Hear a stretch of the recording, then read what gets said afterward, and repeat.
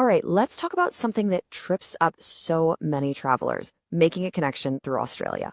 Today, we're breaking down everything you need to know about the transit visa, also known as the Subclass 771, using the official info straight from the Department of Home Affairs.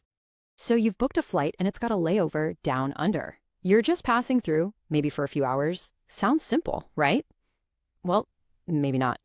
In fact, applying for what seems like the obvious choice, a transit visa, could actually be a pretty big mistake. And we're about to explain exactly why. Okay, let's start with the absolute basic rule. Unless you're an Australian citizen, you need some kind of official permission to transit through the country. And that's true even if you have zero plans to ever leave the airport. Right, let's get into it, because this part right here is the most important first step you can take, and it could save you a world of trouble. Before you even think about applying for a new visa, you have to check what you've already got. So first question for you, do you currently hold any other kind of Australian visa? Maybe a visitor visa from a previous trip, or even a temporary work visa? If the answer is yes, then you need to listen very, very carefully to this next part. Here it is, a direct warning from the Australian Department of Home Affairs. They say applying for and being granted a transit visa will likely end your other visa. Let that sink in for a second. Let's really break down what that means for you. You heard that right. When a new visa is granted, it often just cancels out whatever you had before.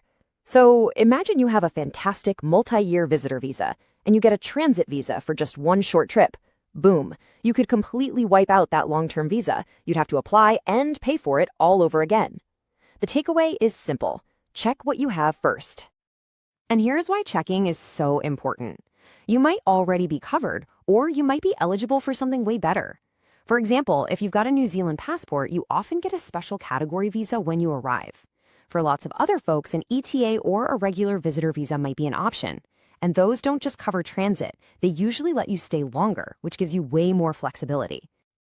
So let's say you've done your homework. You've confirmed you don't have another visa that works, and yep, this Subclass 771 is the one you actually need.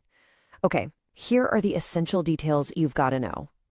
The Subclass 771 is designed for one simple purpose, and one purpose only, to let you pass through Australia on your way to somewhere else. It is not for tourism, it's not for business, it's literally just for transit. And they are not flexible on this time limit. You get a maximum of 72 hours, that's 3 days, from the moment you officially enter Australia until the moment you have to leave. This is not some sneaky backdoor to a short holiday. Now here's a little bit of good news. The application for this visa, it's free, $0. But, and this is a big but, don't let that price tag fool you. It's really important to understand the pretty significant limitations that come along with it. All right, now we're going to get into the fine print. And you'll want to pay close attention here, because understanding these specific rules is what makes the difference between a smooth journey and a total nightmare.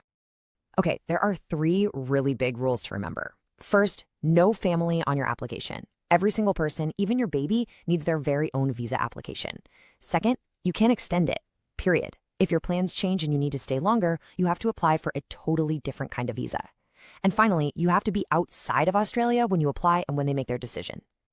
Now, there is one very specific exception to that 72-hour rule, but it applies to a pretty small group of people, holders of a Maritime Crew Visa. So if you hold one of these MCVs and you're flying into Australia to join your ship, the transit visa gives you up to 5 days to do it. But that deadline is absolute. If you don't join your ship in that time, your visa gets canceled and you risk being classified as an unlawful non-citizen, which is a really bad situation to be in.